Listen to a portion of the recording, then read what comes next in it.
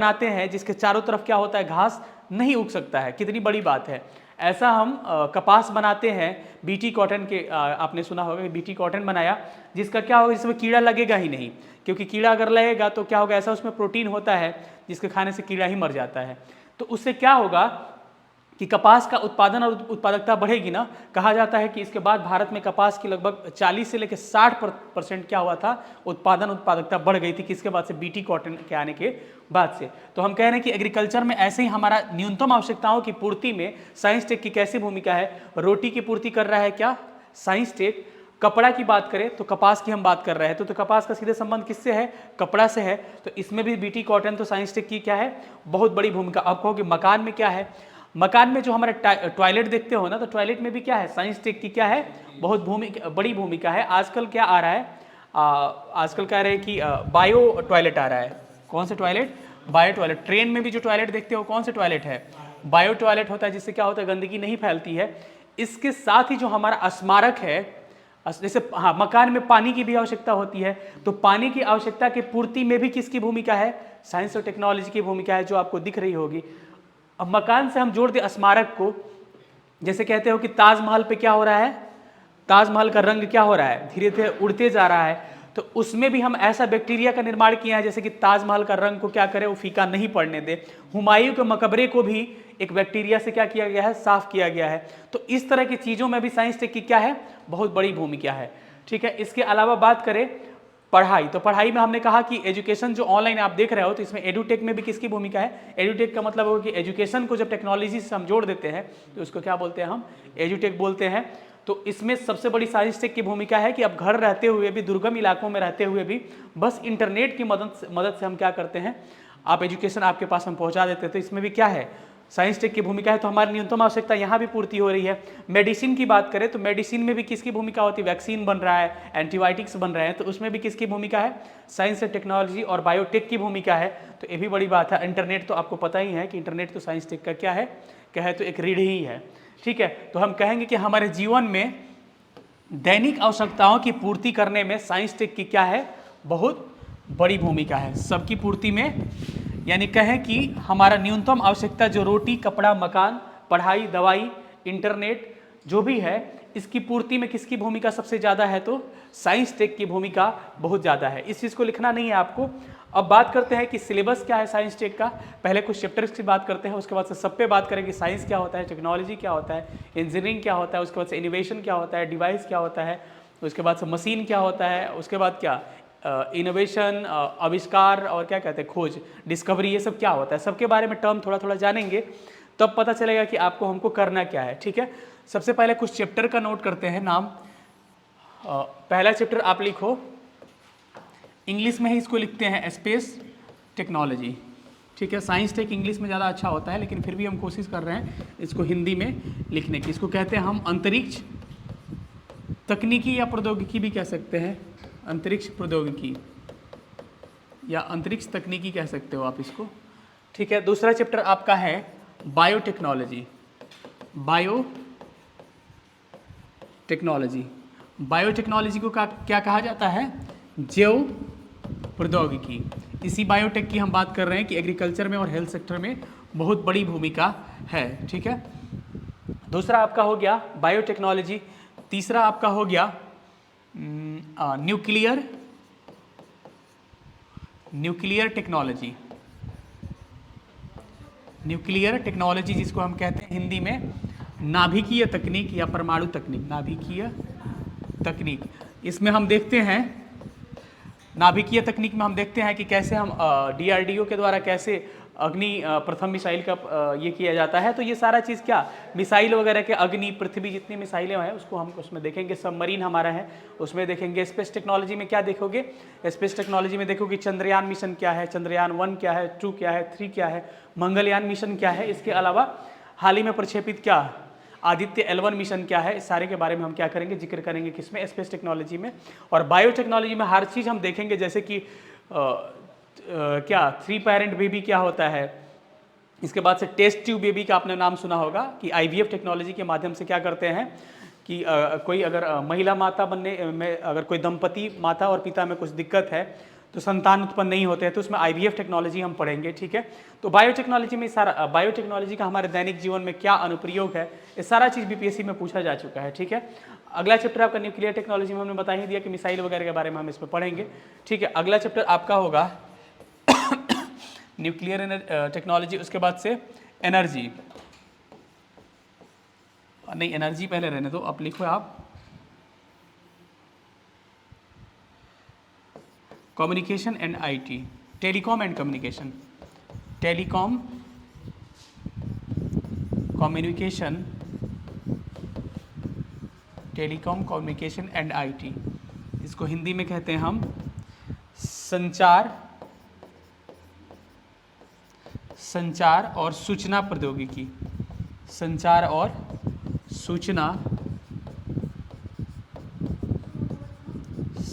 और सूचना प्रौद्योगिकी, ठीक है। ये 4 चैप्टर हुए, पहले इसको नोट करो। 5वां आपका हो गया इन्वायरमेंट, चमक रहा है, इन्वायरमेंट एंड इकोलॉजी, इसको हिंदी में क्या बोलेंगे हम, पर्यावरण एवं पारिस्थितिकी, पर्यावरण एवं पारिस्थितिकी, पर्यावरण एवं पारिस्थितिकी। ये आपका 5 चैप्टर हुआ, इसका 5 का आप नाम नोट करो, उसके बाद से हम आगे इसको डिस्कस करते हैं।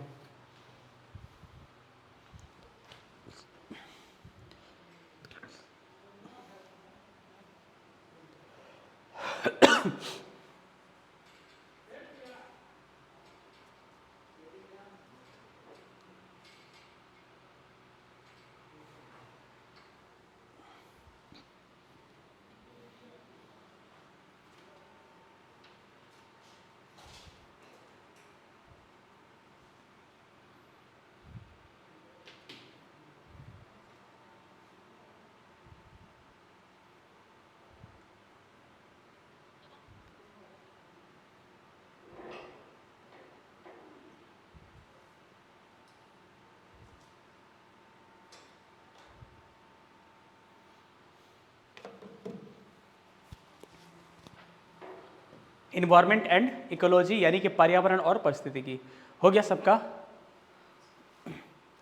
हो गया, चलिए आराम से, लिखिए कोई बात नहीं। पहले चैप्टर और थोड़ा सा इंट्रोडक्शन के बारे में, इसका जो टर्मिनोलॉजी है आज इसको हम डिस्कस करते हैं, फिर अगले वीक से जैसा होगा हम लोग एक एक चैप्टर स्टार्ट करके उसको कंप्लीट करेंगे। हो गया, हटाएं इसको, चलिए कितना 5 हुआ था ना। 6ठा चैप्टर आपका है एनर्जी, जिसको कहते हैं हम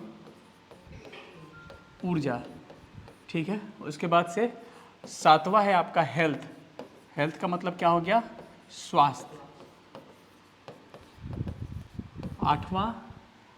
8वां है आपका इमर्जिंग टेक्नोलॉजी, ठीक है। इस इमर्जिंग टेक्नोलॉजी के अंतर्गत बहुत सारी चीज़ें आ जाएंगी, जैसे कि नैनो, इमर्जिंग का मतलब हो गया कि उभरता हुआ प्रौद्योगिकी, जो नया नया टेक्नोलॉजी कौन सा उभर रहा है वो किस में आ जाएगा, इमर्जिंग टेक्नोलॉजी, ठीक है। इसमें कौन कौन सा आ जाएगा, इसका हिंदी नहीं लिखते, इसका मतलब होगा उभरता हुआ तकनीकी, नैनो टेक्नोलॉजी, उसके बाद से आर्टिफिशियल इंटेलिजेंस मतलब कि AI, उसके बाद से AI एंड रोबोटिक्स, उसके बाद से ब्लॉकचेन टेक्नोलॉजी,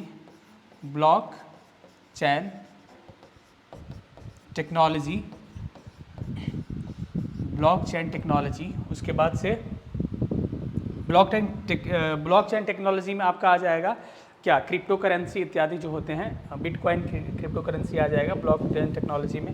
उसके बाद से एक आता है क्वांटम कंप्यूटिंग, उसके बाद से एक होता है एज कंप्यूटिंग,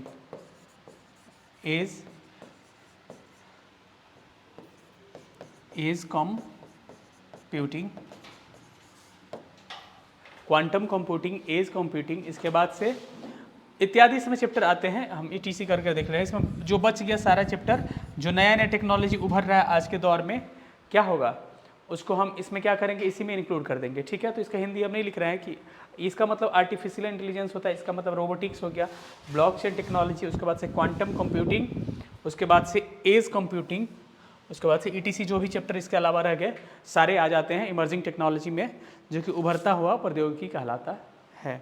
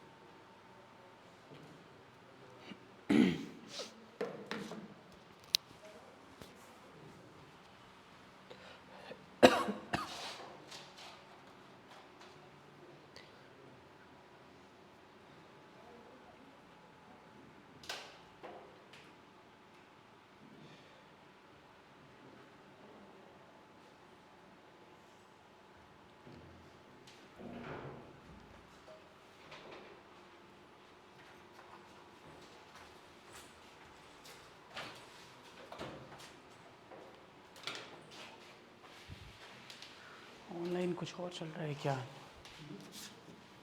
ऑनलाइन एक क्लास चल रहा है।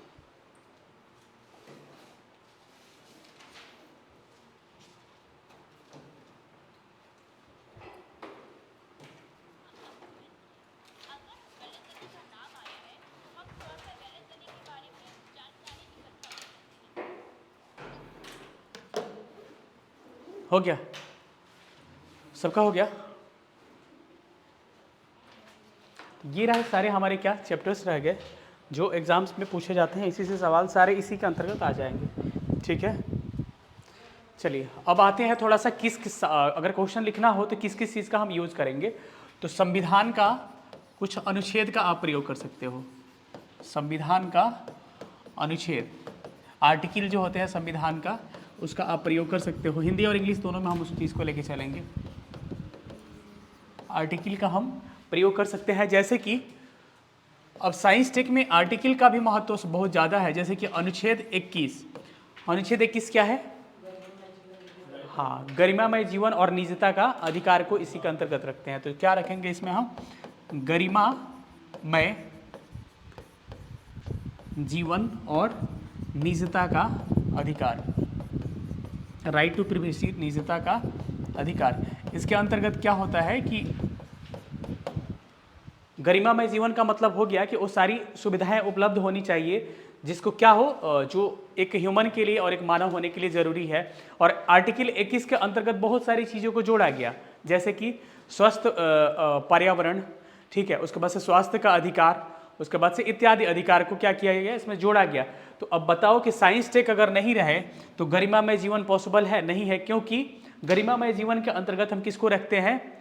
पर्यावरण, स्वच्छ पर्यावरण का अधिकार। क्योंकि स्वच्छ पर्यावरण किससे होता है? साइंस टेक की भी क्या है उसमें भूमिका। आजकल देख रहे हो कि दिवाली से दिल्ली में, NCR के आसपास, दिवाली के आसपास ठंडी में क्या हाल हो जाता है। तो उसको फिर हम जो यूज़ करके, या फिर पटाखा की भी बात करते हैं, ग्रीन पटाखा जो हम यूज़ कर रहे हैं, सारा चीज़ क्या है? साइंस टेक ही है। या फिर आप देखते हो कि पटना में भी जो छिड़काव होता है हवा को साफ करने के लिए, वो सारा किसकी भूमिका है उसमें? साइंस टेक की। तो अगर आदमी के पास स्वच्छ पर्यावरण नहीं रहेगा तो आर्टिकल 21 में ही 21 के अंतर्गत स्वच्छ पर्यावरण का भी अधिकार दिया गया, जिसमें हम गरिमामय जीवन की बात करते हैं। ठीक है, तो गरिमामय जीवन के लिए साइंस टेक की भूमिका बहुत बड़ी बात है। और ऐसे आंसर लिखने में आप यूज कर सकते हो कि आर्टिकल 21 के हिसाब से हम क्या कर सकते हैं? अपना गरिमामय जीवन का संरक्षण कर सकते हैं। किसके माध्यम से? साइंस और टेक्नोलॉजी के माध्यम से। ठीक है, उसके बाद से हम आते हैं आर्टिकल 38 में। आर्टिकल 38 क्या है? हमारा DPSP है, यानी कि राज्य का नीति निर्देशक सिद्धांत है, जिसके अंतर्गत हम क्या कहते हैं? लोक कल्याणकारी राज्य की स्थापना। लोक कल्याणकारी राज्य की स्थापना। इसका मतलब क्या होता है कि जितने लोग हमारे देश में जितने लोग हैं उनका जीवन क्या हो? ऐसा हो, कल्याणकारी हो, अर्थात जिनको सारी सुविधाएं क्या हो?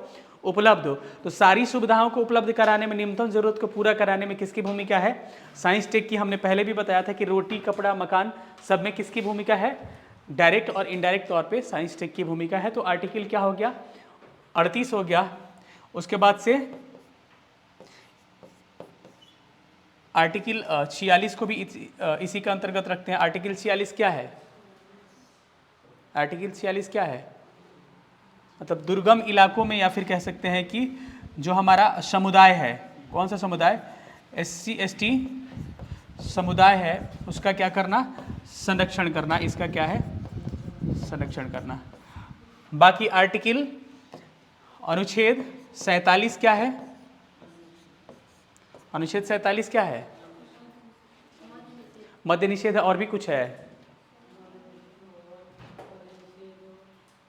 स्वास्थ्य को इसी के अंतर्गत रखते हैं। जो वैक्सीन बनाते हो ना, देखो मद्य निषेध तो है ही, इसके अंतर्गत शराबबंदी भी है, और इसी के अंतर्गत किसको रखते हैं हम, स्वास्थ्य को भी रखते हैं, कि स्वास्थ्य को इसी के अंतर्गत रखते हैं। ठीक है।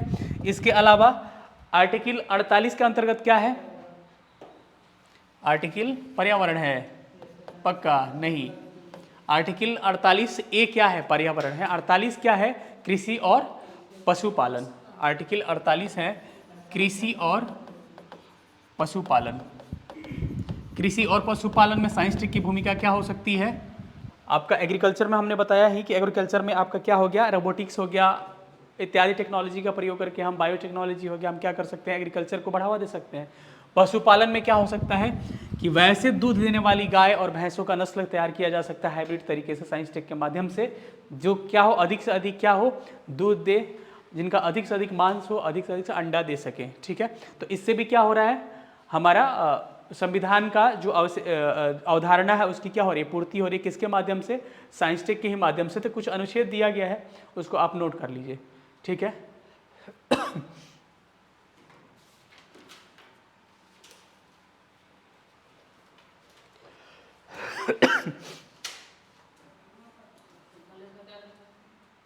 हो गया।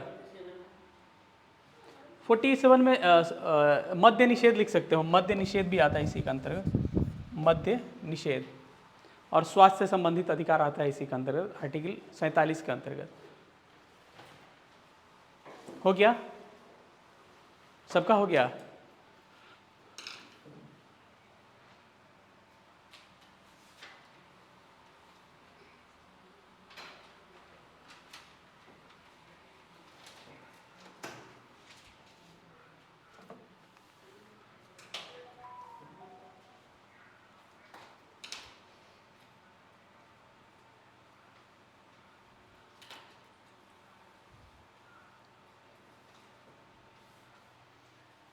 हो गया।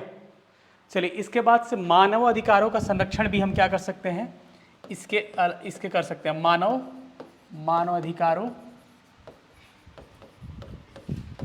अधिकारों का संरक्षण। ठीक है। ये भी किससे हो सकता है, हमारा साइंस टेक के माध्यम से हम कर सकते हैं। जैसे कि संविधान का जो प्रस्तावना है, संविधान का प्रस्तावना, उसका भी संरक्षण कर सकते हैं हम साइंस टेक के माध्यम से। जैसे कि स्वतंत्रता, समता, ये सब समता कैसे प्राप्त होगा, जब सबको बिजली पहुंचेगा, सबको इंटरनेट पहुंचेगा, तब समता का अधिकार का क्या होगा, पूर्ति होगी। तो संविधान का प्रस्तावना की पूर्ति में भी क्या होता है, साइंस टेक की भूमिका होती है। इसके अलावा कुछ डेज जो होते हैं उसका भी प्रयोग आप आंसर में कर सकते हो। कुछ डेज का मतलब क्या हो गया, जैसे कि कुछ दिवस ऐसे होते हैं जो कि क्या हो, इससे संबंधित हो। जैसे कि 5 जून को क्या मनाया जाता है, पर्यावरण दिवस। वैसे ही 28 फरवरी को क्या मनाया जाता है, हाँ, साइंस डे मनाया जाता है, साइंस डे। उसके बाद बताओ तो कुछ और। इसके बाद से 16 जनवरी को क्या मनाया जाता है, स्टार्टअप डे। ठीक है। इसके अलावा बताओ इंजीनियरिंग डे कब मनाया जाता है,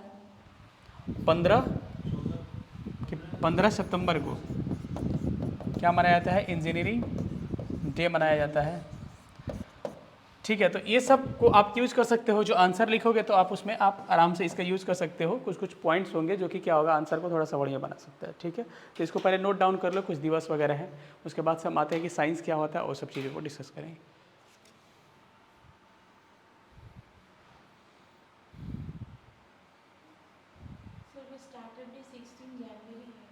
हाँ, 16 जनवरी ही होगा स्टार्टअप डे। अभी हाल ही में तो कुछ दिन पहले, कब से मनाया जाता है? शायद 2016 या 17 के आसपास से मनाया जाता है।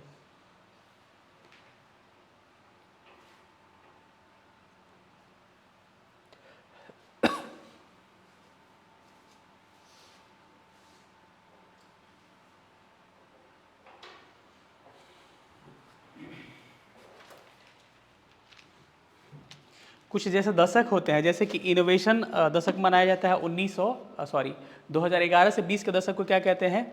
इनोवेशन डिकेड कहते हैं। तो उसका भी प्रयोग कर सकते हो। नवाचार का दशक, नवाचार क्या होता है सबको हम डिस्कस करेंगे। इसके बाद से कहा जाता है टेकेड, कहा जाता है टेक्नोलॉजी का दशक मनाने की घोषणा किया गया है।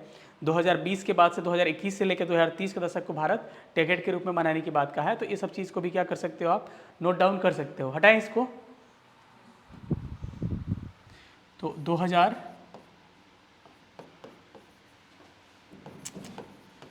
इस दशक को क्या कहते हैं हम? इनोवेशन डिकेड, इनोवेशन डिकेड कहते हैं इसको। उसके बाद से 2021 से 2030 का दशक को क्या कहते हैं? टेकेड कहते हैं। टेकेड मतलब कि टेक्नोलॉजी के दशक को क्या कहते हैं हम? टेकेड कहते हैं। ठीक है, तो ये सब चीज़ का भी यूज़ कर सकते हो कि विज्ञान प्रौद्योगिकी को बढ़ावा देने के लिए सब चीज़ों को शुरू किया गया है।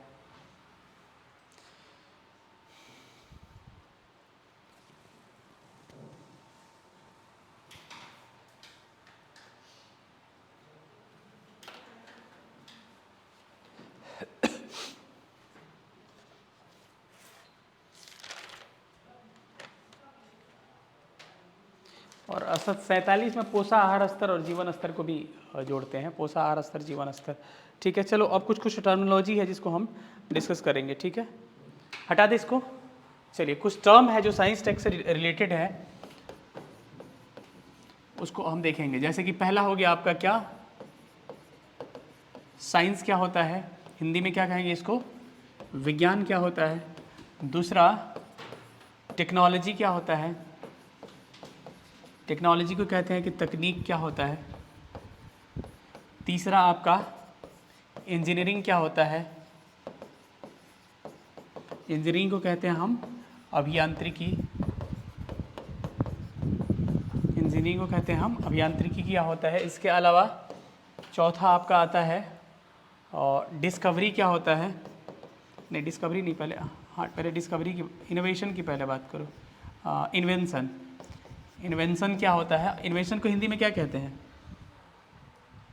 इन्वेंशन को हिंदी में क्या कहते हैं? आविष्कार। और डिस्कवरी को, हाँ, इन्वेंशन क्या होता है? आविष्कार। उसके बाद से डिस्कवरी होगा। डिस्कवरी किसको कहते हैं हम? खोज को कहते हैं। इसके अलावा कितना हो गया?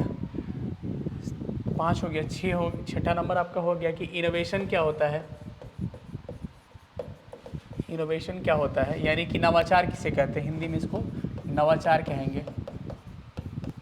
उसके बाद 7वां नंबर पे आपका आता है डिवाइस क्या होता है? ठीक है, डिवाइस को क्या कहते हैं हम? युक्ति कहते हैं हिंदी में, कि युक्ति क्या होता है। इसके अलावा 8वां कहते हैं मशीन क्या होता है? मशीन को मशीनें लिखो, इसमें क्या कुछ नया नहीं है, मशीन। तो 8 टर्म ऐसे हैं जिसको हम थोड़ा थोड़ा, जिसके बारे में कुछ जान जाएं कि आगे कभी दिक्कत नहीं हो।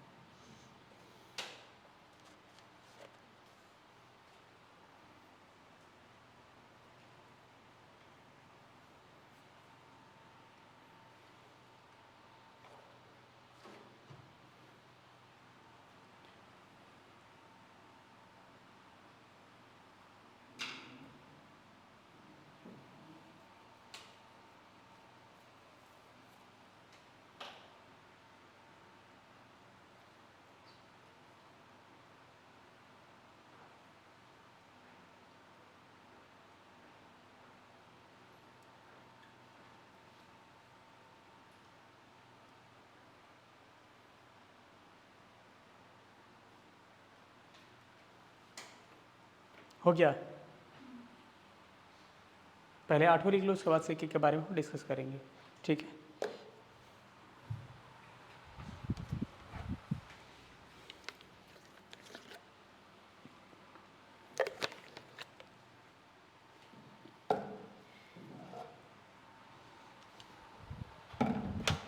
हटाएं इसको।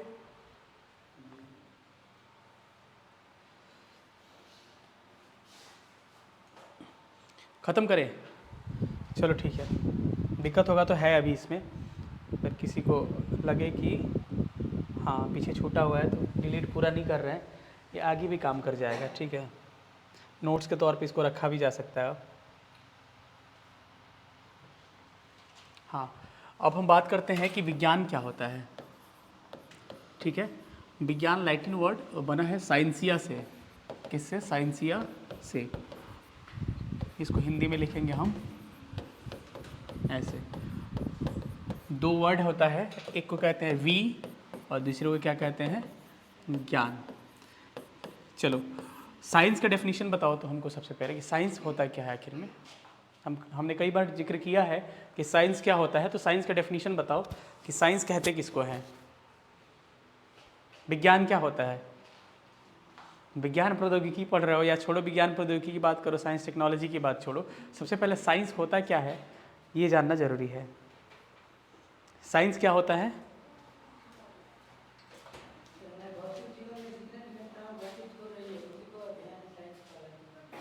अच्छा ठीक है, सिंपल सा वर्ड कहे तो साइंस का, देखो हमने कहा कि साइंस किससे बना है? साइंसिया टर्म से बना है, और विज्ञान को हम बी और ज्ञान दो टर्म में हम तोड़ेंगे। साइंसिया का मतलब होता है क्या? टू नो, मतलब किसी चीज़ को क्या जानना, ठीक है? तो ये हमारे यहाँ क्या होता है कि टू नो का मतलब होता है कि खुद को जानना, ठीक है? लेकिन ये पश्चिम का देन है। साइंस शब्द जो है पश्चिम मतलब समझ रहे हो ना, यूरोपीय कंट्री जो है उनका देन है। तो वहाँ पे टू नो नहीं होता है, वो लोग क्या यूज़ करते हैं इसको? नॉलेज के रूप में यूज़ करते हैं साइंस को। साइंस को नॉलेज के रूप में, यानी कि एक ज्ञान के रूप में। हम लोग विज्ञान को कहते हैं कि विज्ञान का मतलब होता है टू नो, मतलब कि किसी चीज़ को जानना। जानना को क्या कहते हैं हम जानने को विज्ञान कहते हैं हम अपने यहाँ। तो जानना, हम अपने आप को जानते हैं, ठीक है? जो हम लोग का जानना है, हम अपने आप को जानना हो गया। लेकिन यूरोपीय जो यूज़ किए थे साइंसिया शब्द का, उसके लिए नहीं यूज़ करके वो यूज़ किए थे किसी भी चीज़ के बारे में जानने को क्या कहते हैं हम? विज्ञान कहते हैं। जैसे कि हमारा लीवर कैसे काम कर रहा है, इस चीज़ को हमारे अपने अंदर के भी ज्ञान के जानना है, तो इसका मतलब नहीं कि अपने ज्ञान के बारे में जानकारी नहीं। आपका लीवर कैसे वर्क कर रहा है उसको जानना है, हमारा किडनी कैसे वर्क कर रहा है उसको जानना है, या फिर कहें तो क्या कहेंगे हम हाँ किसी भी वस्तु या फिर किसी जीव जंतु के बारे में, जीव जंतु नहीं, जरूरी नहीं कि जीव जंतु ही हो गया, किसी के बारे में भी जानकारी या किसी भी पार्टिकल के बारे में जानकारी ही क्या कहलाता है? जिसमें क्या होगा? लिविंग नॉन लिविंग दोनों आ जाएंगे, सजीव निर्जीव दोनों आ जाएंगे। किसी भी चीज़ के बारे में जानना ही क्या कहलाता है? विज्ञान कहलाता है। अब बात ये रहा कि उस चीज़ के बारे में बहुत सारी जानकारियाँ हो सकती है। किसी चीज़ के बारे में एक भौतिक जानकारी होती है, एक रासायनिक जानकारी होती है। भौतिक किसको कहते हैं हम? देखो फिजिकल का मतलब क्या होता है? किसी चीज़ को टच करना क्या कहलाता है? फिजिकल कहलाता है। तो जो चीज़ आप आंखों से देखते हो उसको हम क्या कहेंगे? फिजिकल बोलते हैं, ठीक है? यानी कि भौतिक बोलते हैं, कहते हैं ना कि भौतिकवादी दुनिया, ठीक है? और केमिकल क्या होता है? उसका इंटरनल जो प्रॉपर्टी होता है, जैसे कि बॉइलिंग पॉइंट, क्वथनांक कहते हैं, उसके बाद से मेल्टिंग पॉइंट, ये सब क्या है? इस सब को क्या कहते हैं हम? केमिकल प्रॉपर्टी कहते हैं। तो किसी भी पदार्थ के बारे में उसका chemical property, physical property, optical property, फिर ग्रेविटेशनल प्रॉपर्टी, थर्मल प्रॉपर्टी इत्यादि को जानना, ऑप्टिकल प्रॉपर्टी सबको जानना ही क्या कहलाता है? विज्ञान कहलाता है। अर्थात यूँ कहे तो किसी भी चीज़ के बारे में ज्ञान अर्जित करना ही क्या कहलाता है? विज्ञान कहलाता है। सिंपल सा वर्ड। तो विज्ञान को हम ऐसे ही डिफाइन करेंगे। सबसे पहले क्या कीजिएगा? विज्ञान को वी और ज्ञान में क्लासीफाई कीजिएगा, और ये सब नहीं लिखना है आपको, केमिकल और फिजिकल प्रॉपर्टी ये सब नहीं लिखना है अभी। उसके बाद लिखिएगा किस टर्म से बना है? ये साइंसिया से बना है। साइंसिया का मतलब क्या होता है? टू नो, यानी कि जानना। और उसके बाद से लिखिएगा कि नॉलेज मतलब क्या होता है? ज्ञान, ठीक है? हो गया? आप उसे छापी लिए होगा, साथ साथ छापते हो।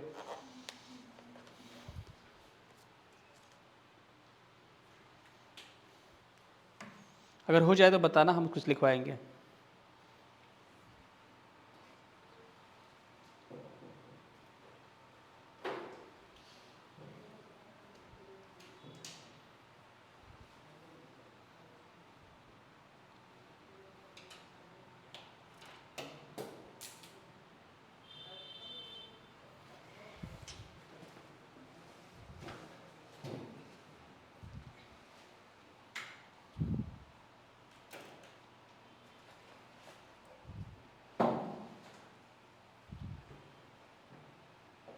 हो गया।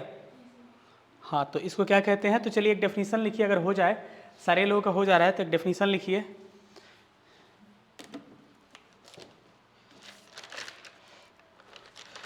जो बेसिक टर्म है इसको जान के हम क्या करेंगे, उसके बाद से क्लोज कर देंगे, ठीक है, क्योंकि इंट्रो क्लास है ऐसे भी। हो गया। तो क्या कहोगे इसको, अगर सिंपल सा टर्म का इसका डेफिनेशन तो लिखो, मतलब एक साधारण डेफिनेशन है समझने के लिए, ना कि लिखो कि किसी वस्तु के ज्ञान को ही विज्ञान कहा जाता है। किसी वस्तु के ज्ञान को ही, किसी वस्तु के ज्ञान को ही विज्ञान कहा जाता है।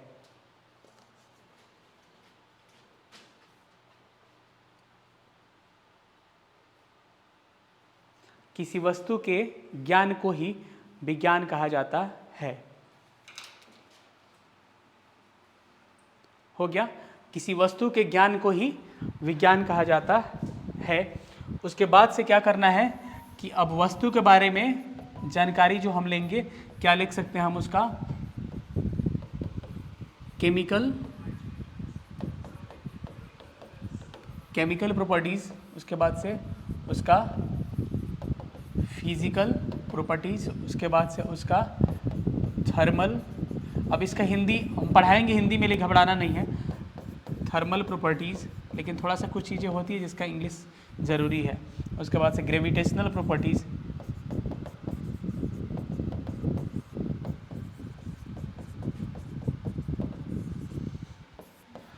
उसके बाद से ऑप्टिकल प्रॉपर्टीज़,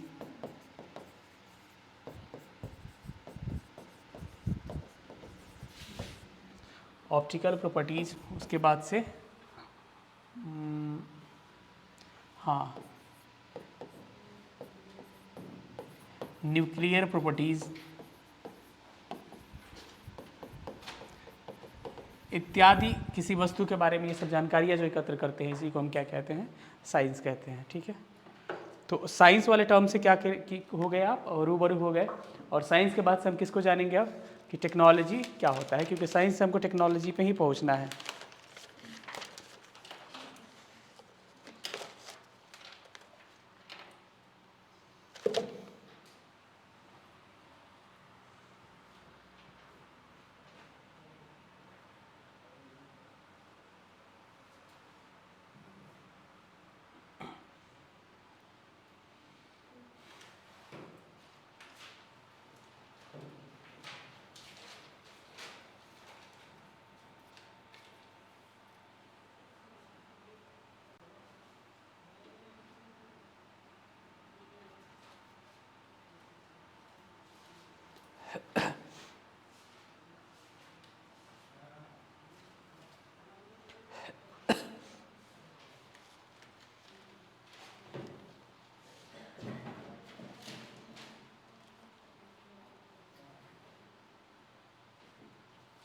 हो गया।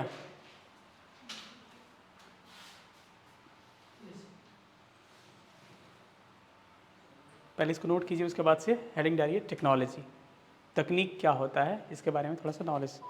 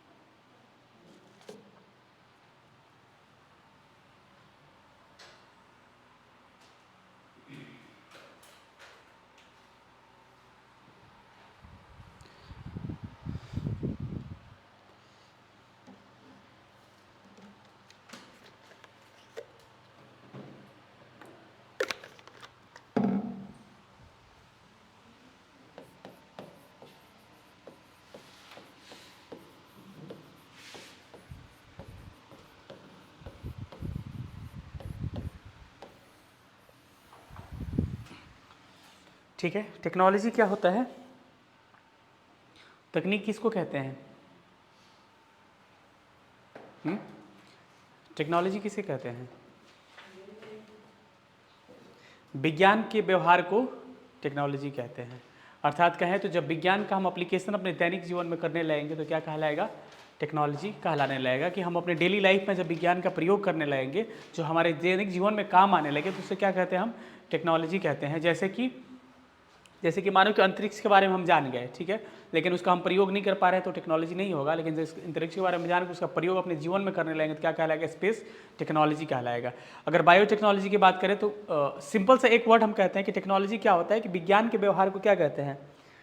टेक्नोलॉजी कहते हैं। या यूँ कहें कि जब कोई तकनीक मानव की ज़रूरतों को पूरा करने का साधन बन जाए तो क्या कहलाता है? टेक्नोलॉजी कहलाता है। जैसे बायोटेक्नोलॉजी क्या कहलाएगा? जब बायोलॉजी मानव की ज़रूरतों को पूरा करने का साधन बन जाए तो क्या कहलाएगा? बायोटेक्नोलॉजी कहलाएगा। स्पेस टेक्नोलॉजी का क्या कहलाएगा? कि जब स्पेस अंतरिक्ष हमारी मानव की ज़रूरतों को पूरा करने का साधन बन जाए तो क्या कहेंगे? हम उसको स्पेस टेक्नोलॉजी कहेंगे। तो ऐसे ही न्यूक्लियर टेक्नोलॉजी क्या हो गया कि जब परमाणु से हमारा दैनिक जीवन की आवश्यकताएं जब पूरी होने लगे तो क्या कहलाएगा? वो न्यूक्लियर टेक्नोलॉजी कहेगा। तो सारी चीज़ें क्या होगी? टेक्नोलॉजी का मतलब ही होता है कि हमारा उसका व्यवहारिक प्रयोग, हमारे जीवन में व्यवहारिक प्रयोग। अर्थात यूँ कहे तो टेक्नोलॉजी का मतलब ये होता है कि जब कोई भी विज्ञान जब हमारी ज़रूरतों का पूरा करने का साधन बन जाता है तो क्या कहलाता है? वो तकनीकी कहलाता है। तो इसका लिखिए विज्ञान के व्यवहार को ही टेक्नोलॉजी कहते हैं। विज्ञान के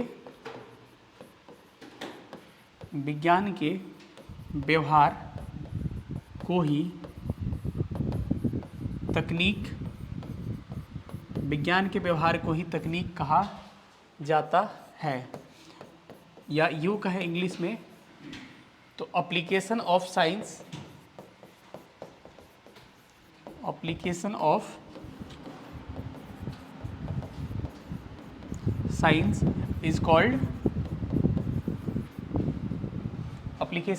इज कॉल्ड टेक्नोलॉजी।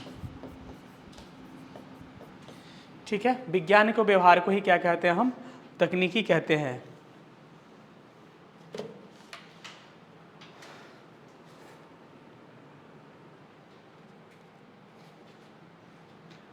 हो गया? सबका हो गया? अच्छा, अब एक लाइन लिखो।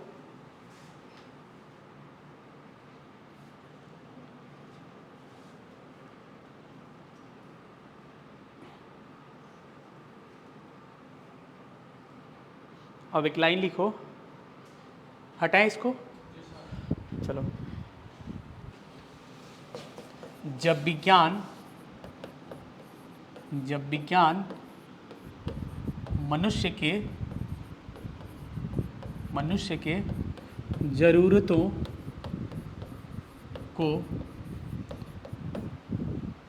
ज़रूरतों को पूरा करने का साधन बन जाए, जब विज्ञान मनुष्य के ज़रूरतों का पूरा करने का साधन बन जाए तो उसे क्या कहते हैं? उसे हम टेक्नोलॉजी या फिर तकनीकी कहते हैं। टेक्नोलॉजी कहते हैं, उसे हम टेक्नोलॉजी कहते हैं।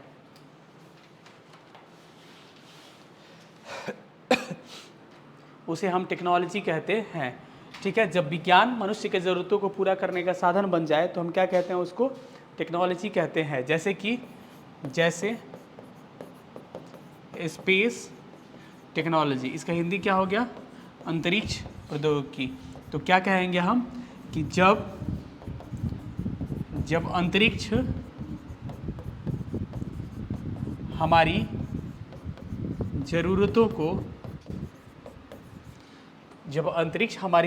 को पूरा करने का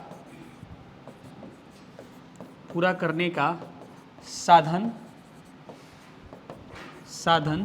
बन जाए तो उसे क्या कहेंगे? हम स्पेस टेक्नोलॉजी कहते हैं। ठीक है, हमने क्या लिखा कि जैसे कि स्पेस टेक्नोलॉजी क्या कहलाएगा कि जब अंतरिक्ष हमारी ज़रूरतों को पूरा करने का साधन बन जाए तो उसको क्या कहते हैं, हम स्पेस टेक्नोलॉजी कहते हैं।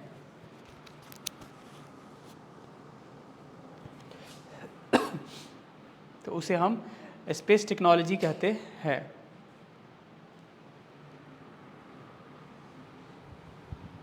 हो गया, इसको नोट करिए। ऐसे ही बायोटेक्नोलॉजी क्या कहेंगे हम, जब जीव विज्ञान हमारी ज़रूरतों को पूरा करने का साधन बन जाए तो क्या कहेंगे, हम उसको बायोटेक्नोलॉजी कहेंगे। तो लिखो कि बायोटेक क्या कहलाएगा, इंट्रो क्लास है इसीलिए इंट्रो की तरह हम चल रहे हैं कि जब जीव विज्ञान यानी कि बायोलॉजी, जब बायोलॉजी हमारी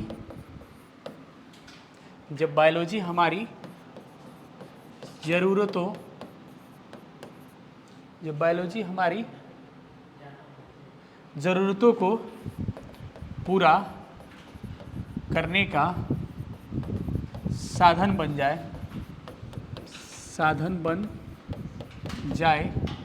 तो उसे क्या कहते हैं, बायोटेक्नोलॉजी। तो उसे बायोटेक्नोलॉजी कहते हैं। तो उसे बायोटेक्नोलॉजी कहते हैं।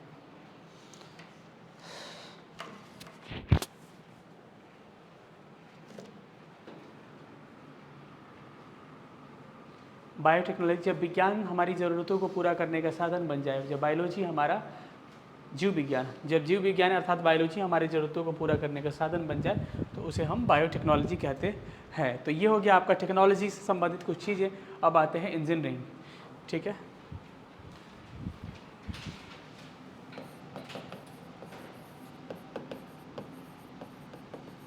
इंजीनियरिंग को क्या कहते हैं हम हिंदी में, अभियांत्रिकी, ठीक है, अभियांत्रिकी। इसका एक लाइन लिखो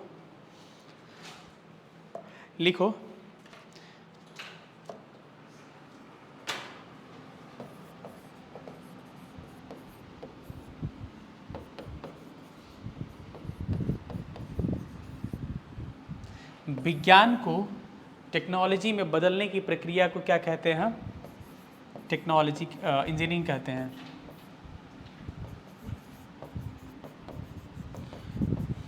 ठीक है, पहले एक लाइन लिख लो ऐसे, साइंस फिर कन्वर्ट टेक्नोलॉजी, उसके बाद से लिखो जब विज्ञान को तकनीकी में बदलने की प्रक्रिया को, विज्ञान को तकनीकी में बदलने की प्रक्रिया को क्या कहते हैं हम, विज्ञान को तकनीकी में बदलने की प्रक्रिया को क्या कहते हैं हम, इंजीनियरिंग कहते हैं। क्या कहते हैं हम, सॉरी बदलने की प्रक्रिया को हम कहते हैं इंजीनियरिंग कहते हैं। एक टर्म लिख लो ऐसे कि विज्ञान को तकनीकी में बदलने की प्रक्रिया को इंजीनियरिंग कहा जाता है। विज्ञान को टेक्नोलॉजी में बदलने की प्रक्रिया को इंजीनियरिंग कहा जाता है। जैसे कि हम कहते हैं कि जेनेटिक इंजीनियरिंग पढ़ते थे हम लोग, तो जेनेटिक इंजीनियरिंग में क्या होता है कि किसी पौधा का या फिर किसी चीज़ का जीन का क्या किया जाता है, रूपांतरण किया जाता है। तो वो कैसे किया जाता है ना, ये तरीका क्या कहलाएगा, इंजीनियरिंग कहलाया जाएगा। और बायोटेक्नोलॉजी में हम बस जानते हैं कि विज्ञान से हम तकनीकी में प्रयोग करके अपना प्रयोग कर सकते हैं, लेकिन कैसे वो हो रहा है प्रक्रिया, जैसे ये कहे कि जैसे हम हो गया सबका, जैसे कि हम अगर बायोटेक्नोलॉजी में आ जाएं, इसको लिखना नहीं है, बायोटेक में अगर आ जाएं तो आप पढ़ते होगे क्या, IVF पढ़े हो ना। IVF टेक्नोलॉजी एक होता है, उसके बाद से होता है 3 बेबी पेरेंट्स होता है, सॉरी 3 पेरेंट्स बेबी, उसके बाद से होता है आपको सरोगेसी होता है। तो इसमें जैसे कि IVF टेक्नोलॉजी में भी हम देखते हैं कि जब दंपति क्या होते हैं, पुरुष और स्त्री होते हैं, उनमें कोई एक में समस्या होती है और क्या होता है कि संतान उत्पन्न में क्या होता है, समस्या आती है, तो वो तो क्या वो टेक्नोलॉजी से हम प्रयोग करते हैं उसका, लेकिन कैसे वो होता है, कैसे एक का ये निकाल के अंडाणु को निकाल के कैसे हम एक को यूज़ करते हैं, वो सब प्रक्रिया जो होती है ना, उस प्रक्रिया को क्या कहते हैं हम, इंजीनियरिंग कहते हैं। ठीक है, तो ये बात समझ में आएगी कि बीच का जितना प्रोसेस होता है उसको क्या कहा जाता है, इंजीनियरिंग कहते हैं। नहीं कि देखते हो कि गाँव घर में लोग कहते हैं कि किसी चीज़ को ज़्यादा खोलने कसने लगता है आदमी तो कहता है कि इंजीनियर हुए हो। देखते हो जब ज़्यादा क्या करोगे, हम लोग बचपन में भी करते थे कि किसी चीज़ को ज़्यादा, जैसे रेडियो मिल गया तो उसको खोल के उसका एक एक क्या नट एक एक निकाल के अलग अलग कर दिए, और उसका जो IC होता है एक जगह निकाल दिए, स्पीकर निकाल के एक जगह कर दिए, और ज़्यादा अगर आगे बढ़े तो चुंबक को भी निकाल के एक जगह कर दिए। देखते हो ना, उसमें चुंबक होता है, उसके बाद से स्पीकर से भी खेलने लगे, उसमें सारा चीज़ का निकाल के, या फिर स्पीकर को निकाल के अलग से बजाने लगे। ठीक है, तो ये क्या कहलाता है, तो उसको इंजीनियरिंग कहते हैं, क्योंकि उसको हम प्रैक्टिकल कर रहे हैं, सारी चीज़ों को क्या कर रहे हैं, खोल कस रहे हैं, तो उसको क्या बोलेंगे, इंजीनियरिंग कहते हैं। या फिर रेडियो में देखते होगे, रेडियो में हम लोग देखते हैं कि बचपन में ऐसे ऐसे होता था, ऐसे होता है ना, अगर देखा होगा जिसने, तो उस पर भी क्या करते हैं, उसमें भी हम क्या करते थे हम लोग कि उसमें स्क्रू लगा के उसको घुमाते थे कि क्या क्या उसमें नया नया चीज़ मिल रहा है। तो ये सब प्रक्रियाएं क्या कहलाती है, इंजीनियरिंग कहलाती है, सिंपल सा वर्ड में। तो इंजीनियरिंग का मतलब क्या होता है, किसी चीज़ में ज़्यादा प्रयोग करना ही क्या कहलाता है, इंजीनियर, या उसका प्रक्रिया क्या कहलाता है, इंजीनियरिंग कहलाता है। तो इंजीनियरिंग का डेफिनेशन हो गया कि विज्ञान को तकनीकी में बदलने की प्रक्रिया क्या कहलाती है, इंजीनियरिंग कहलाती है। अगला टर्म लिखो आप, डिस्कवरी।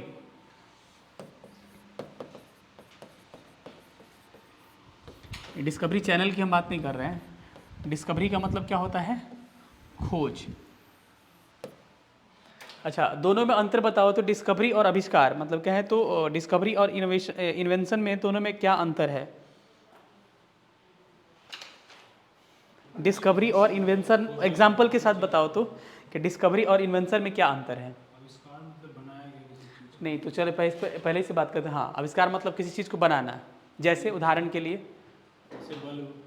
बलून, बल्ब, हाँ ठीक है, बल्ब बनाया। और फिर खोज में क्या आएगा,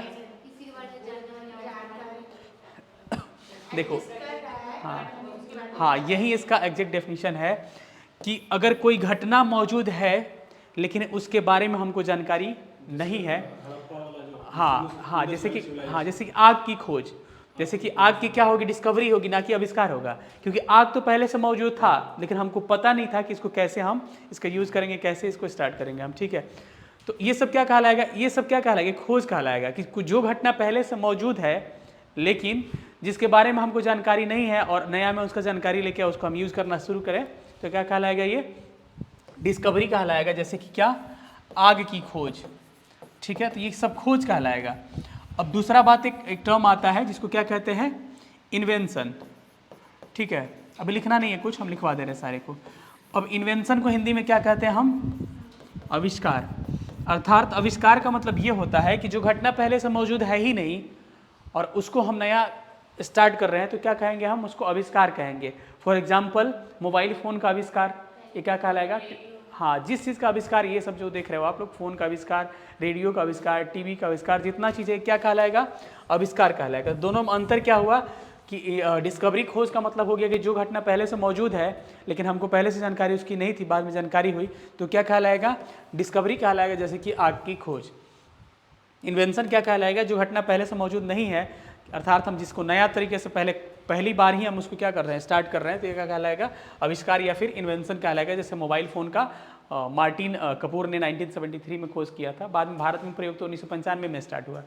ठीक है, जैसे उदाहरण के लिए हमने बोला था कि मार्टिन कपूर ने 1973 में किसका स्टार्ट किया खोज, मार्टिन कपूर फ़ोन का। ठीक है, वैसे ही लेकिन भारत में 1995 माना जाता है मोबाइल फ़ोन का आविष्कार। 1995 आविष्कार नहीं बोलेंगे, भारत में यूज़ माना जाता है। वैसे 1996 से हम किसका यूज़, वेबसाइट का प्रयोग स्टार्ट हुआ भारत में। वैसे 1996 में भारत में क्या आया, ऑनलाइन एक्ट आया। ठीक है, तो इन चीज़ को क्या करते हैं हम, पहले नोट डाउन करते हैं। ठीक है, लिखो, सबसे पहले लिखो डिस्कवरी मतलब कि खोज, ये सब नहीं लिखना है कुछ भी, हम लिखवा दे रहे हैं। डिस्कवरी, खोज।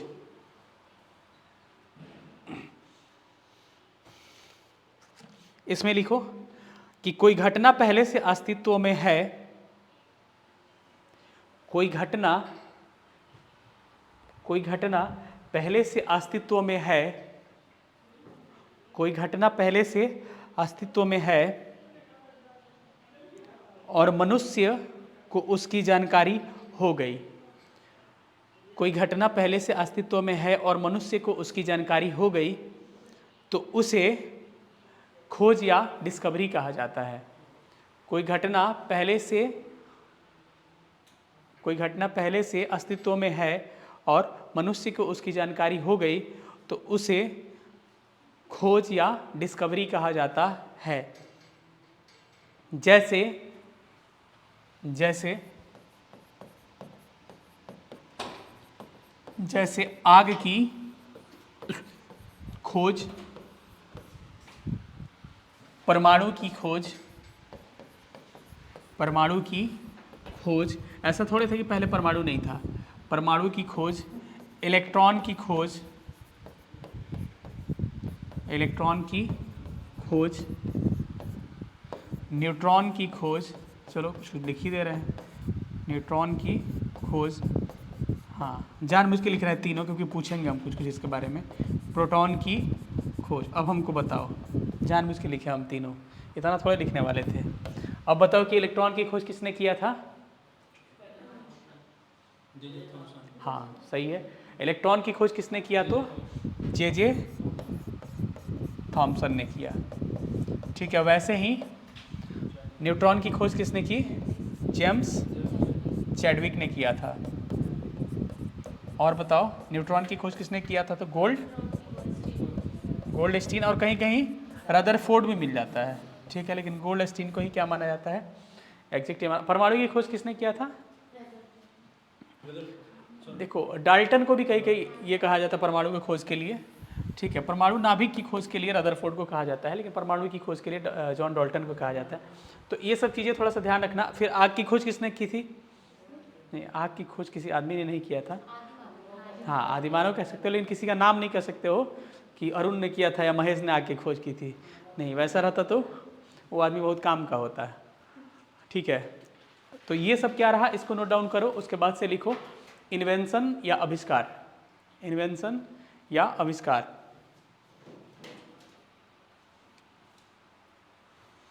ये हो गया। परमाणु को देखो डाल्टन को ही माना जाता है परमाणु का खोज, क्योंकि उसका थ्योरी जो होता है डाल्टन ने दिया था, लेकिन परमाणु नाभिक की खोज रदरफोर्ड, वो बुक पे डिपेंड करता है कहीं कहीं। हो गया, हटा इसको। अब ज़्यादा कुछ बचा नहीं, 2-3 पॉइंट बचा, उसके बाद से इसको कंप्लीट करके उसके बाद से छोड़ ही देते हैं।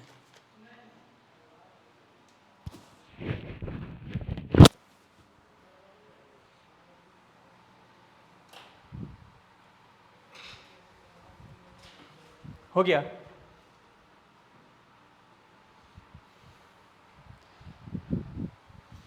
हो गया, हटा रहे हैं इसको। ठीक है, इसके बाद से आते हैं हम किस पे? आविष्कार, या फिर इसको क्या कहेंगे हम? इनवेंशन।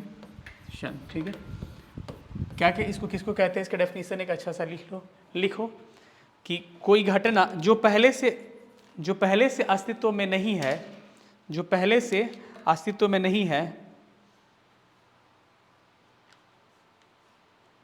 जो पहले से अस्तित्व में नहीं है, बल्कि जिसे मानव द्वारा अस्तित्व में लाया गया है। जो पहले से अस्तित्व में नहीं है, जिसे मानव द्वारा अस्तित्व में लाया गया है, जो पहले से अस्तित्व में नहीं है, जिसे मानव द्वारा अस्तित्व में लाया गया है,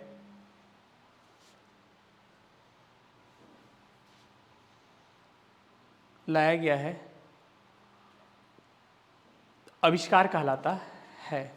आविष्कार कहलाता है। आविष्कार कहलाता है। जैसे मोबाइल का आविष्कार। ठीक है, जैसे मोबाइल का आविष्कार 1973 में मार्टिन कपूर के द्वारा माना जाता है। कौन? मार्टिन कपूर। ठीक है, इसको लिखो। जैसे मोबाइल का आविष्कार 1973 में मार्टिन कपूर।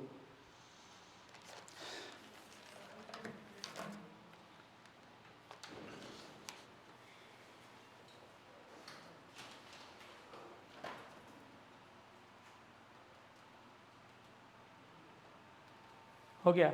उसके बाद से लिखो कि भारत में मोबाइल का प्रयोग,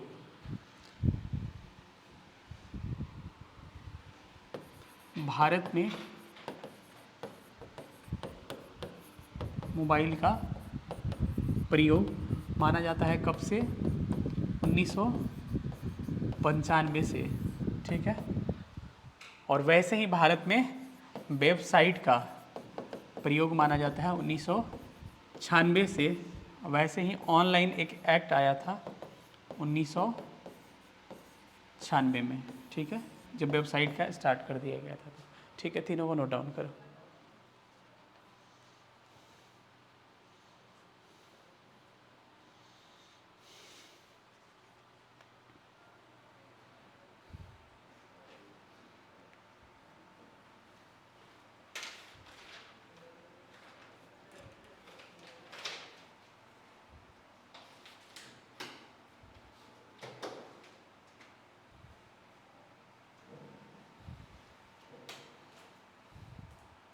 हो गया। चलो, तो ये रहा आपका क्या आविष्कार रहा। उसके बाद से लिखो डिवाइस या युक्ति, डिवाइस या युक्ति। कहते हो ना कि ये डिवाइस है, डिवाइस या युक्ति। हम लोग कई बार गलत टर्म यूज़ कर लेते हैं किसी चीज़ के लिए। लैपटॉप को कहते हैं कि डिवाइस है, लेकिन लैपटॉप एक तरह से डिवाइस नहीं है, उसको मशीन भी मान सकते हैं हम। क्योंकि लैपटॉप में क्या होता है, एनर्जी का सोर्स होता है। जब ऊर्जा का शक्ति की ज़रूरत पड़े तो उसको हम क्या कर सकते हैं, अर्थात इंजन उसमें माना जाता है, तो वो मशीन कहलाने लगता है। डिवाइस का मतलब ये होता है ना कि जब किसी चीज़ में ऐसा चीज़ हम उत्पन्न कर दें जो हमारे काम का हो जाए। जैसे कि ये हो गया, तो इससे हम लिखना शुरू कर दिए तो क्या कहलाएगा, डिवाइस कहलाएगा। आप क्या कर रहे हो, आप पेन से लिख रहे हो तो कुछ काम हो रहा है ना उससे, तो क्या कहलाएगा, डिवाइस कहलाएगा। मतलब सिंपल से इसके बारे में एक लाइन लिख लो, लिखो कि जो वस्तु को प्रभावी बनाता है, जो वस्तु को प्रभावी बनाता है, जो वस्तु को प्रभावी बनाता है और उसमें सक्रियता लाता है, जो वस्तु को प्रभावी बनाता है और उसमें सक्रियता लाता है, जो वस्तु को प्रभावी बनाता है और उसमें सक्रियता लाता है, तो उसे हम युक्ति या डिवाइस कहते हैं। उसे हम युक्ति या डिवाइस कहते हैं। उसे हम युक्ति या डिवाइस कहते हैं। उसे हम युक्ति या डिवाइस कहते हैं। हो गया। चलिए अब अगला लिखिए मशीन। इतना सुनते हो कि मशीन, मशीन क्या होता है बताना। मशीन को हिंदी में भी मशीनें लिखेंगे क्या। मशीन किसे कहते हैं हम, अब वो डेफिनेशन मत देना जो हमारे काम को आसान बनाता है, मशीन कहते हैं। 3 इडियट्स में भी डेफिनेशन था, मशीन का ही डेफिनेशन था ना 3 इडियट्स में। हाँ, तो वो डेफिनेशन नहीं देना है ठीक है। तो चलो, मशीन क्या होता है, सिंपल से वर्ड में कहेंगे कि जब डिवाइस जो होता है, नॉर्मल डिवाइस समझ गए कि जिसमें काम करने की ये होती है क्षमता। डिवाइस में जब कोई इंजन लग जाता है, हाँ, तो उसको क्या कहेंगे हम, मशीन कहने लगेंगे। ठीक, अब ये मत कहना कि वो बड़ा वाला इंजन ही दिखेगा आपको। लैपटॉप भी एक तरह का क्या है, मशीन है, डिवाइस नहीं है। लोग कहते हैं कि लैपटॉप डिवाइस है, लेकिन लैपटॉप कोई डिवाइस नहीं, उसमें भी एक इंजन होता है जो काम करता है, चाहे वो आईसी इंजन हो चाहे जो भी इंजन हो। तो डिवाइस क्या होता है, डिवाइस के साथ जब कोई इंजन कनेक्ट हो जाए, अर्थात यूँ कहें कि पावर का, अर्थात शक्ति की स्रोत की आवश्यकता हो, जिसको चलाने के लिए शक्ति की स्रोत की आवश्यकता हो। अच्छा, हमको बताओ एक बात कि इस पेन को चलाने के लिए शक्ति की आवश्यकता है, तो चार्ज कर रहे हैं इसको, अब हाथ लगा रहे हैं और हाथ से चला रहे हैं, इसका मतलब शक्ति, हम इस शक्ति की थोड़ी बात कर रहे हैं। इसमें कुछ चार्जिंग कर रहे हो, नहीं कर रहे हो। मेरी बात समझ में आ रही है कि इसको एनर्जी सोर्स की आवश्यकता नहीं है ना, तो इसको क्या कहेंगे हम, ये डिवाइस कहलाएगा। क्योंकि इसमें क्या है, इंजन नहीं है कोई, अर्थात इसका शक्ति का स्रोत कोई नहीं है। लेकिन लैपटॉप को क्या करना पड़ता है आपको, लैपटॉप को चार्ज करना पड़ता है, अर्थात उसमें ऊर्जा का स्रोत है, अर्थात कोई इंजन लगा है तभी उसको पावर की आवश्यकता होती है। तो वो क्या कहलाता है, सब मशीन कहलाता है। तो क्या इसके बारे में कुछ लिखे हो, मशीन के बारे में, मशीन के बारे में लिखो जब डिवाइस में इंजन प्रयोग होता है, जब डिवाइस में इंजन प्रयोग होता है, जब डिवाइस में इंजन प्रयोग होता है और जो शक्ति के स्रोत से चलता है, और जो शक्ति के स्रोत से चलता है, और जो शक्ति के स्रोत से चलता है, उसे हम मशीन कहते हैं, उसे हम मशीन कहते हैं।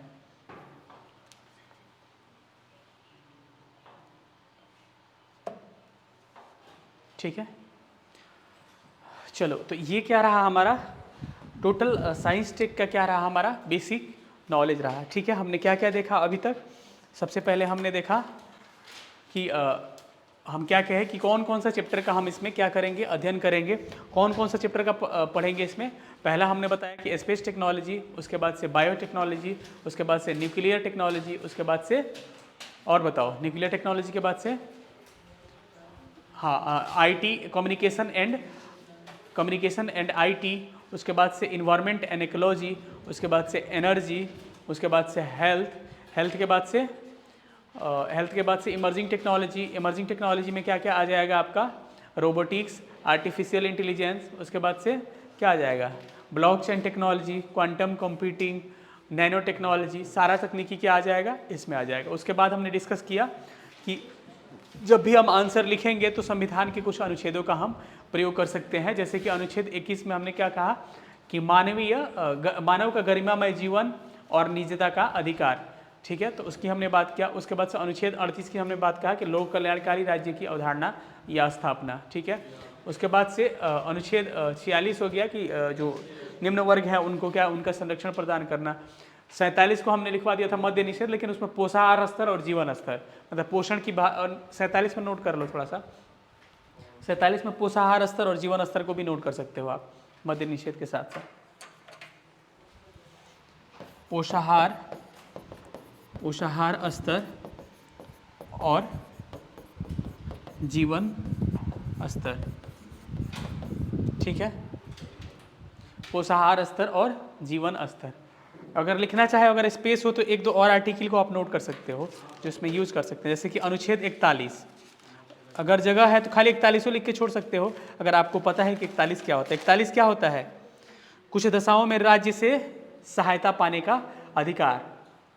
हाँ, 41 लिखो कि कुछ दशाओं में, कहीं भी लिख सकते हो, लास्ट में भी लिख लोगे तो कोई डब्बा बना के, कोई बड़ी बात नहीं है।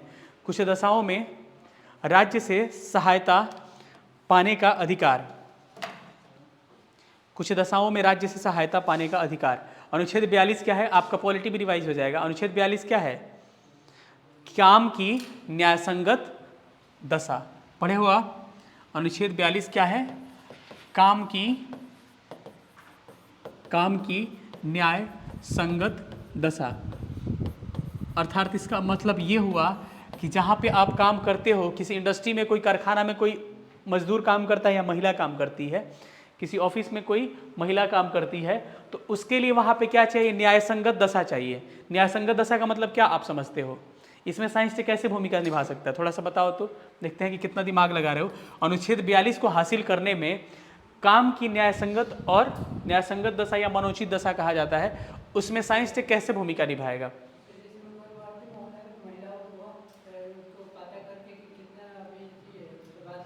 उतना दिमाग लगाने की जरूरत नहीं है, एकदम सिंपल सा चीज है। जैसे कि फैक्ट्री वगैरह में देखोगे, को किसकी आवश्यकता होती है, तो प्रकाश की आवश्यकता होती है। जहाँ वेल्डिंग वगैरह किया जाता है वहाँ पे उचित प्रकाश की आवश्यकता होती है, और सूर्य की प्रकाश जहाँ पे नहीं आ पाती है वहाँ पे क्या, एक लाइट लगा जाता है, हेलोजन लाइट, और उसका भी कैपेसिटी होना चाहिए कि इतना लाइट होना चाहिए, तो उसी में वेल्डिंग कर सकता है या फिर काम कर सकता है कोई मजदूर। तो प्रकाश की भी जो आवश्यकता है उसी, वो भी तो साइंस टेक की भूमिका है ना। या फिर हो सकता है कि फैक्ट्री में स्वच्छता की बात करें या फिर पानी की बात करें। ठीक है, अगर पानी की बात करें तो पानी में भी क्या, पानी का चाहे टोटी हो या फिर आरओ हो, इसमें भी किसकी भूमिका है, हाँ साइंस टेक की भूमिका है कि क्योंकि मानव की न्यायसंगत दशा और मनोचित दशा वहाँ मिल रही है, क्योंकि पानी नहीं मिलेगा। अगर मानो कि 12 घंटे किसी से बिल्डिंग मरवा रहे हो, ठीक है, और उसको पानी नहीं पिला रहे हो, तो क्या होगा फिर, मरने की बात, मरेगा तो नहीं कोई, वो मरने की बात नहीं कर रहे, लेकिन उसकी एफिशिएंसी क्या होगी, प्रभावित होगी, उस दक्षता से काम नहीं कर पाएगा। ठीक है, तो यही है पानी की व्यवस्था, या फिर कहें तो टॉयलेट की व्यवस्था। इस सारे व्यवस्था क्या है, एक मानव के लिए क्या है, जरूरत है जहां वो काम करता है। तो ये क्या हो गया, लेकिन ये किससे पूर्ति होती है, तो साइंस टेक से ही पूर्ति होती है। इसके अलावा भी लिख सकते हो, एक दो आर्टिकल लिखो। अनुच्छेद 46 हो गया था ना, कमजोर वर्गों का संरक्षण हो गया, 47 हो गया, 48 हो गया, 51 को भी नोट कर लो। अनुच्छेद 49, अनुच्छेद 49 क्या है, अच्छा 48A लिखवाया हूं मैं, 48A भी छूट गया, ये तो बहुत बड़ी चीज था।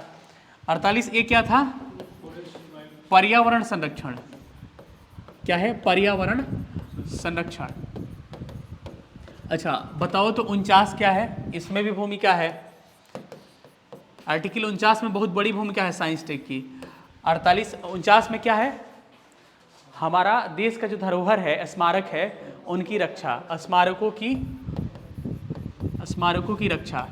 ठीक है, इसमें हमने क्या कहा कि ताजमहल का जो रंग उड़ रहा है वो किससे हम उसको हासिल करने की कोशिश कर रहे हैं, साइंस टेक के माध्यम से और विक्टोरिया के माध्यम से। तो आर्टिकल 49 में भी क्या कर रहा है, साइंस टेक की क्या है, बड़ी भूमिका। अनुच्छेद 51 क्या है, हाँ अनुच्छेद 51 क्या है, अंतर्राष्ट्रीय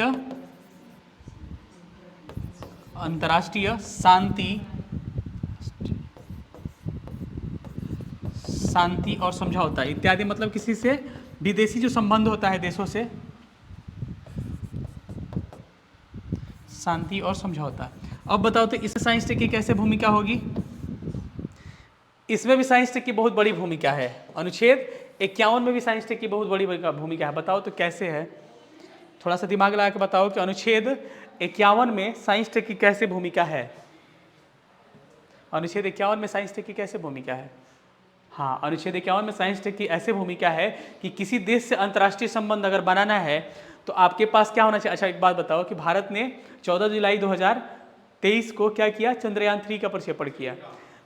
तो इस प्रक्षेपण से क्या होता है, अंतर्राष्ट्रीय संबंध भारत का क्या हो रहा है, सही हो रहा है, मजबूत हो रहा है, क्योंकि वैश्विक शक्ति को भी पता चल रहा है कि भारत क्या हो रहा है, एक हाँ अंतर्राष्ट्रीय पटल पे आ रहा है और विज्ञान प्रौद्योगिकी में क्या कर रहा है, काम कर रहा है। या फिर हो सकता है कि कोई अगर मिसाइल हम बना दिए, लंबी दूरी का मार करने वाला अगर मिसाइल बना दिए तो क्या करेगा, सामने वाला देश क्या करेगा, हमसे मित्रवत संबंध रखेगा। ठीक है, कहते हैं ना कि कमजोर को सारे लोग क्या करते हैं, सताते हैं, लेकिन जो क्या होता है थोड़ा सा मजबूत स्थिति में होता है उसको कोई ये नहीं करता। अच्छा देखते हो इसको, चीन को देखते हो तो बार बार ताइवान की बात करता है, कभी तिब्बत को परेशान करता है, कभी ताइवान को परेशान करता है, कभी हांगकांग को परेशान करता है, क्योंकि बेचारा कैसे हैं ये लोग, ऐसे हैं, मैप में कभी खुद मानचित्र में खुद दिखाई नहीं देते हैं, तो परेशान करता है। अच्छा अमेरिका को क्यों नहीं परेशान करता है, हाँ अमेरिका को इसलिए परेशान नहीं करता है कि अमेरिका सुपर पावर है अपने आप में। ठीक है, तो सुपर पावर को परेशान करना, तो इससे क्या होता है कि बात यही होता है कि कोई भी बड़ा आदमी क्या होता है, छोटे आदमी को ही क्या करता है, सताता है, इससे एक सीख मिलती है।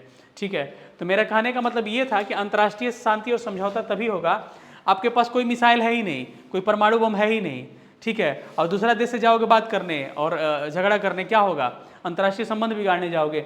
मानो कि भारत के पास अगर ऐसा नहीं होता, जैसे पाकिस्तान के पास जाओगे तो भारत से भी हैवी पाकिस्तान के पास क्या है, एक एटम बम है। ठीक है, लेकिन ऐसा नहीं है, भारत के पास ज़्यादा है लेकिन पाकिस्तान के पास भी है, लेकिन इसका मतलब ये थोड़े होता है भारत का केवल एटम बम से काम हर चीज़ नहीं होता है। एटम बम का क्या होता है, सब चीज़ का एक संधि है कि कब आप छोड़ सकते हो, ऐसा नहीं कि कभी भी किसी को मार दोगे, वैसा होना रहता तो तृतीय विश्व युद्ध, हाँ वैसा होना रहता, और एटम बम रहता तो गांव घर में झगड़ा होता है तो आदमी के पास क्या, जैसे कि गांव घर में झगड़ा होता है तो क्या होता है, तुरंत आदमी गोली लेके निकल जाता है, बंदूक लेके निकल जाता है। ठीक है, और हम लोग तो बचपन में बम भी लेके निकलते हुए देखे हैं लोगों को, लोग बम लेके निकल जाता है। लेकिन ये चीज़ जो होता है ना, ये क्या है, ये वो छोटे स्तर की बात है। अब ऐसा थोड़े है कि भारत और पाकिस्तान की लड़ाई हो तो भारत बम लेके चल देगा कि चलो मारते हैं, ऐसा नहीं हुआ। वो सब एक आखिरी स्तर होता है और सबके लिए संधियाँ हुई होती है, NTPT हो गया चाहे CBT हो गया, बहुत सारी संधियाँ हुई है कि जिसमें क्या होता है कि ऐसे किसी पे आप अगर चलाते हो तो आपको क्या करना पड़ेगा, अंतर्राष्ट्रीय न्यायालय में उसका जवाब देना पड़ेगा, फिर यूनाइटेड नेशन में आपको क्या करना पड़ेगा, जवाब देना पड़ेगा। तो ये सब क्या है, ये सब संधि है और ये सब क्या है, समझौता है, और किसी पे बम आप क्या कर सकते हो, नहीं छोड़ सकते हो। अगले क्लास में हम उसके बाद से हम विभिन्न टर्म को देखें कि साइंस क्या होता है। साइंस किससे बना है, तो साइंसिया से बना है। साइंसिया का मतलब क्या होता है कि जानना, किसी वस्तु के बारे में जानकारी को ही क्या कहते हैं, हम साइंस कहते हैं, ठीक है। और साइंस से टर्म क्या बना है, साइंस जब हमारे जीवन में व्यवहार में प्रयोग होने लगे तो क्या कहलाने लगेगा, तकनीकी या टेक्नोलॉजी कहलाने लगेगा, ठीक है। और टेक्नोलॉजी क्या होगा कि जब साइंस को टेक्नोलॉजी में बदलेंगे तो जो बीच की प्रक्रिया होगी वो क्या कहलाएगी, इंजीनियरिंग कहलाएगी, ठीक है। उसके बाद से हमने कहा था, उसके बाद से क्या कहा था, खोज। हाँ, एक टर्म छूट गया है, लिखो तो, एक टर्म तो छूट ही गया है, इनोवेशन। कोई नहीं बोल रहा है, इनोवेशन। इनोवेशन को क्या कहते हैं हम, नवाचार। अच्छा बताओ तो इनोवेशन आता है ना कि इनोवेशन इंडेक्स, भारत का इनोवेशन इंडेक्स में रैंकिंग या फिर नवाचार सूचकांक में रैंकिंग आता है, आपने पढ़ा होगा। नवाचार क्या होता है, नवाचार क्या कहलाता है, किसी भी चीज को नवीनीकृत करना ही क्या कहलाता है, नवाचार कहलाता है। नवीनीकृत करने की क्षमता या नया करने की क्षमता नवाचार कहलाता है। उदाहरण के लिए 2G 3G नवीनीकृत हो रहा है ना, 4G 5G, अब 6G की बात चल रही है, ठीक है। तो ये सब क्या है, अब टेक्नोलॉजी क्या, नवीनीकृत करने की क्षमता को क्या कहते हैं, इनोवेशन, यानी कि उस चीज़ को अपग्रेड करना। सिंपल सी बात है, अपग्रेड करना किसी चीज़ को क्या कहलाता है, इनोवेशन कहलाता है। तो लिखो, नवीनीकृत करने की क्षमता नवाचार कहलाता है। नवीनीकृत करने की क्षमता नवाचार कहलाता है।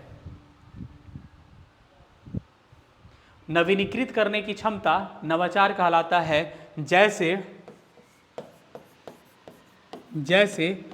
2G से क्या 3G से फिर इनोवेशन क्या 4G से 5G और 5G से 6G। अभी 7G नहीं लिखना है, कुछ ज़्यादा हो जाएगा, ठीक है। हाँ, चीन में 6G का प्रयोग स्टार्ट है। अच्छा, उदाहरण मैंने लिखवाया था उसमें कि लैपटॉप होता है, चलो इसको मशीन में एग्जांपल लिखवा ही दिए होंगे। चलो, तो ये क्या कहलाएगा, और उसके बाद से लिखो 2000, ये लिखवाए हम 2011 से 2020 तक के, 2011 से 2020 तक के दशक को कौन सा दशक कहा जाता है, इनोवेशन डिकेड कहा जाता है, नवाचार का दशक, इनोवेशन डिकेड कहा, या नवाचार का दशक कहा गया है, ठीक है। 2011 से 2020 तक का दशक को क्या कहते हैं हम, नवाचार दशक कहते हैं।